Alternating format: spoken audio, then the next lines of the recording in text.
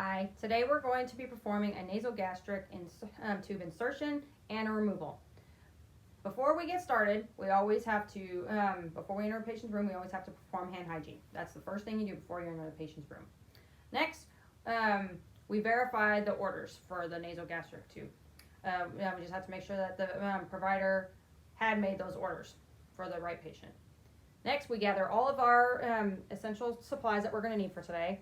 We have a basin, we have a cup of water, tissues, syringe, the tube, tape, and a towel for the patient.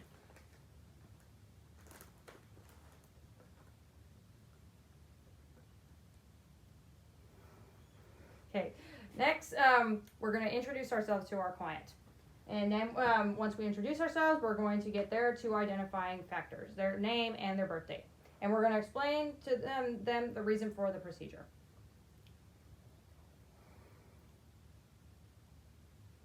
Okay.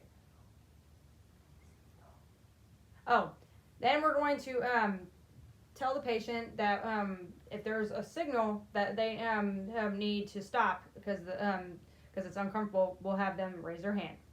That's in case whenever we start the procedure that they're uncomfortable with it. Next, we're going to perform hand hygiene, and then we're going to don another pair of gloves. We're going to close the curtain or close the door for privacy. And then we're going to assist the patient into a high Fowler's position. That's a 90-degree angle, which the patient's already in. Now we're going to get a towel and place it underneath the patient's chin. And then also we're going to put this basin under the patient in case they have to vomit while we're performing the procedure.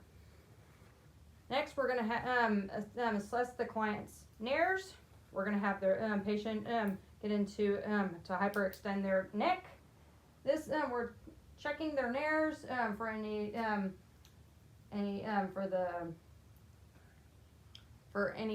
irritations, any abrasions, any blockage.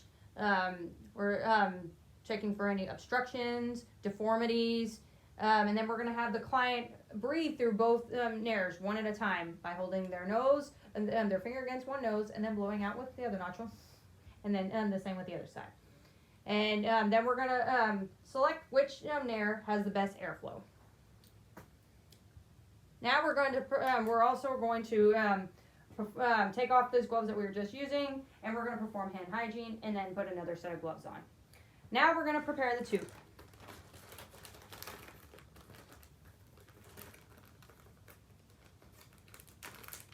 And depending on the type of tube is how we know which preparation we're going to use. Okay.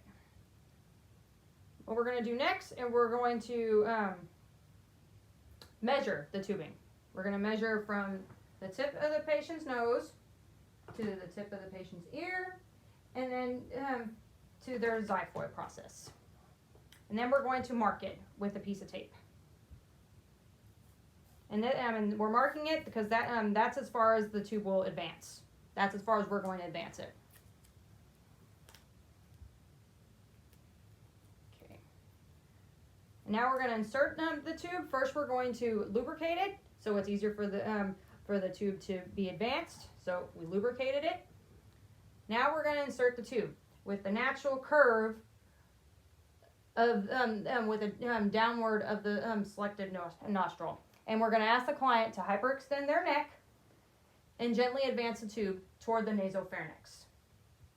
We're going to direct along the floor of the nostril and toward the midline. And there might be a slight pressure, so we might have to twist it, and then so it passes through the nasopharynx. And the client's eyes might water, so we can give them tissues if that's the case.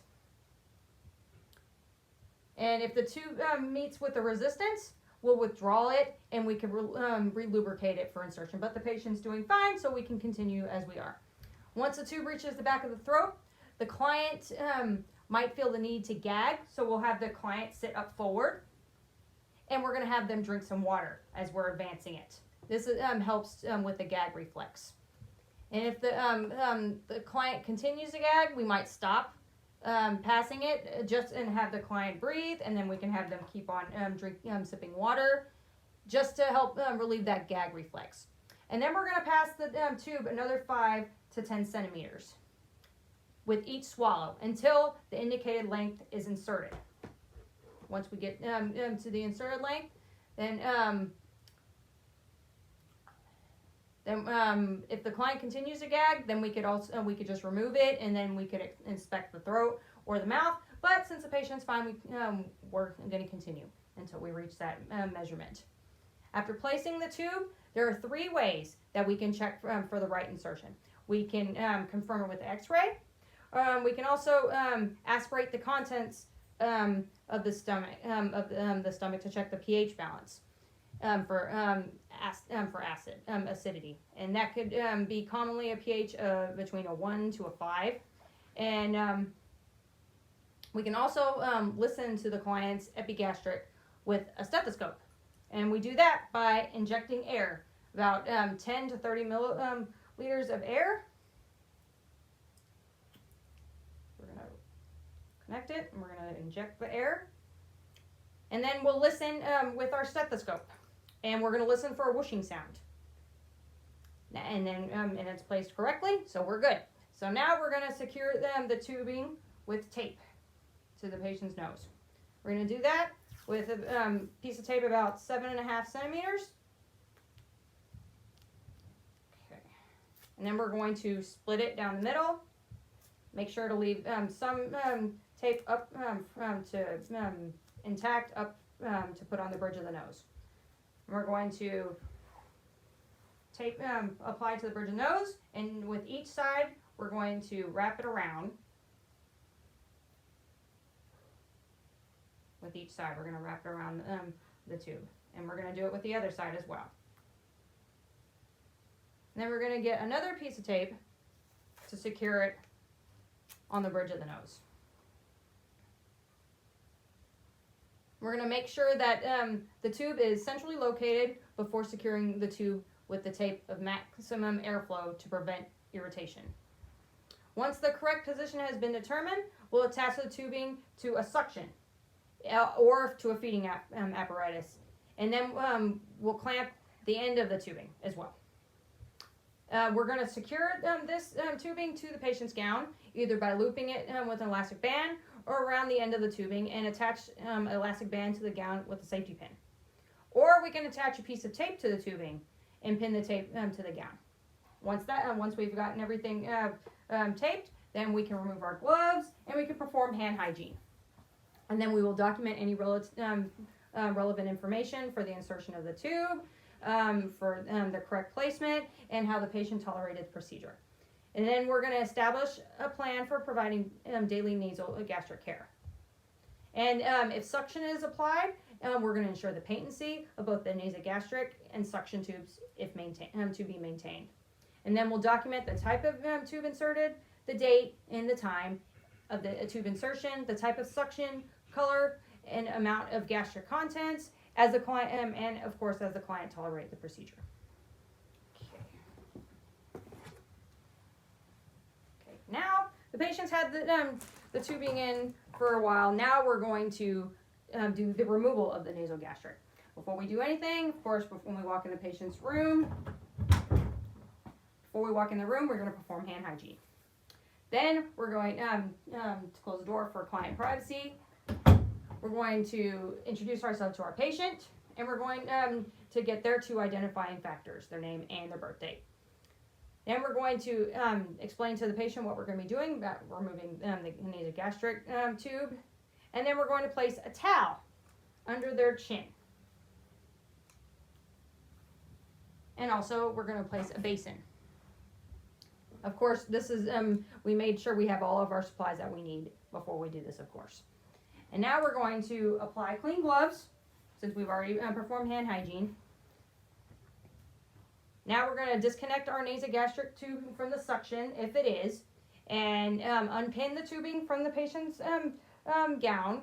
And then we're going to remove all the adhesive tape from the nose. Forgive me, Mr. Bear. Okay. Now we're going to remove the nasogastric tube. We're going to insert 50 mLs of air And this is to clear the tube of any feeding or gastric drainage. And then once we do that, we're going to ask the patient to take a deep breath, and we're going to ask you to hold it. And once we do that, we're going to also pinch the tubing with our hands. That's of course gloved, and this prevents any contents inside the tube from draining into the client's throat.